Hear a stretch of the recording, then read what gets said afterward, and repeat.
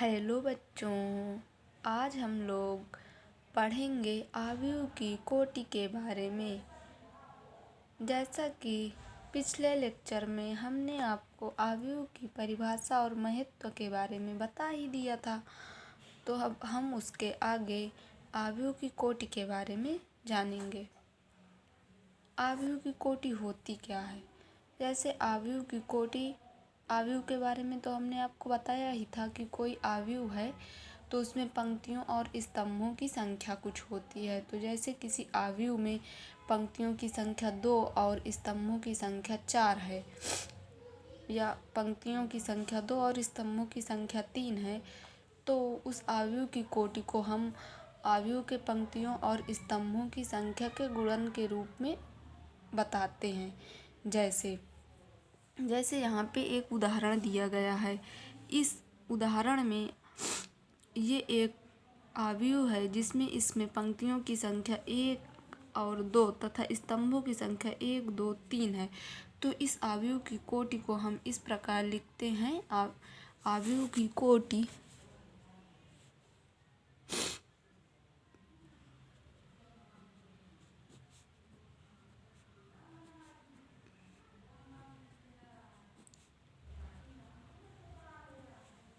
तो अब हम आपको इसकी परिभाषा के बारे में भी बता ही देते हैं। माफ़ करना बच्चों, हमने यहाँ पे पहले से ही लिख रखा है, क्योंकि साथ में लिखने और वीडियो बनाने में थोड़ी सी दिक्कत होती है, इस वजह से। तो चलिए आपको बताते हैं। किसी आयु में अगर पंक्तियों तथा स्तंभों की संख्या m तथा n है तो हम उस आयु की कोटि को m क्रॉस n कहेंगे। हमने आपको समझा भी दिया है। हम आपको एक बात और बताते हैं जो कि आवश्यक है, तो इस बात को हमने यहाँ पे नोट करके लिखा है। जैसे आयु के अंदर स्तंभ तथा पंक्तियों की संख्या बराबर हो या कोई आवश्यक शर्त नहीं है। किसी भी आयु में स्तंभों तथा पंक्तियों की संख्या अलग अलग हो ही सकती है। अब आपको बताते हैं आयु को कैसे निरूपित किया जाता है। हमने आपको पिछले लेक्चर में बताया ही था कि जो आयु होता है उसे हम अंग्रेजी के कैपिटल अक्षर से प्रदर्शित करते हैं तथा आयु के अंदर के तत्वों को अंग्रेजी के स्मॉल लेटर के अक्षर से प्रदर्शित करते हैं। जैसा यहाँ पे दिया भी गया है। यहाँ पे कोई आयु जिसे हमने ए से प्रदर्शित किया है, ए कोई आयु है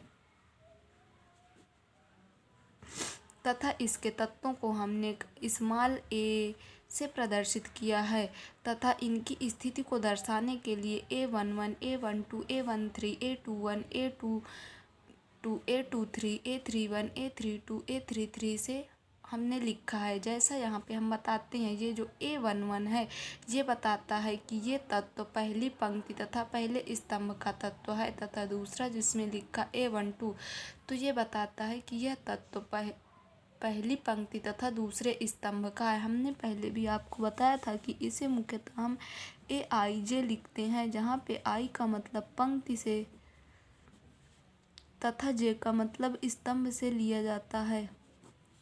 तो यहाँ पे ये जो तत्व हैं ये बता रहे हैं कि किसी भी तत्व की स्थिति इस आयु में कहाँ पर है, कौन सी पंक्ति तथा कौन से स्तंभ पर है।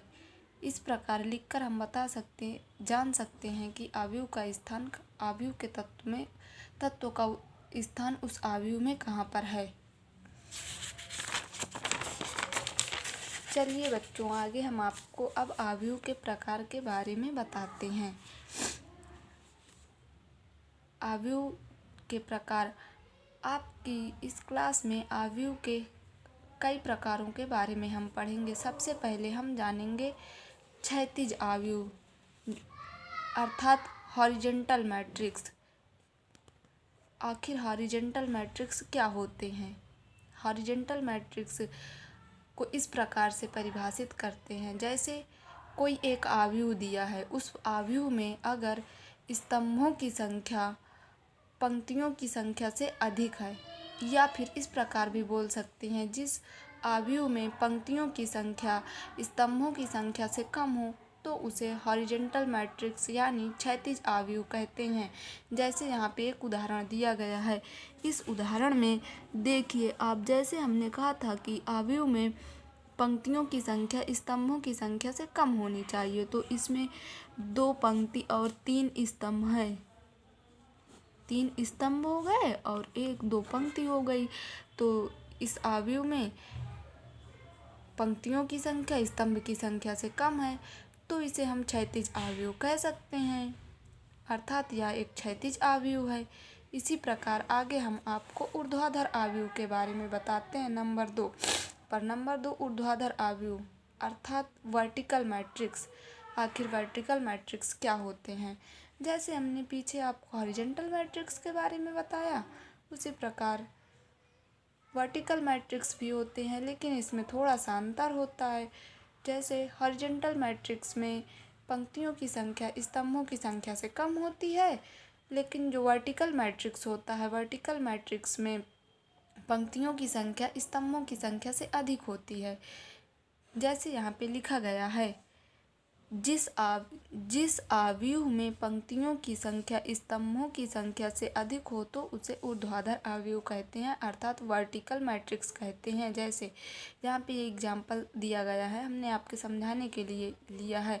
नंबर 1, ये पंक्ति 1 हो गई, ये पंक्ति 2 हो गई, ये पंक्ति 3 हो गई, ये 4 हो गई, अर्थात इसमें 4 पंक्तियाँ तथा 1 स्तंभ, 2 स्तंभ, 3 स्तंभ, अर्थात ये 4x3 कोटि का आव्यूह है, जिसमें पंक्तियों की संख्या 4 तथा स्तंभों की संख्या 3 है।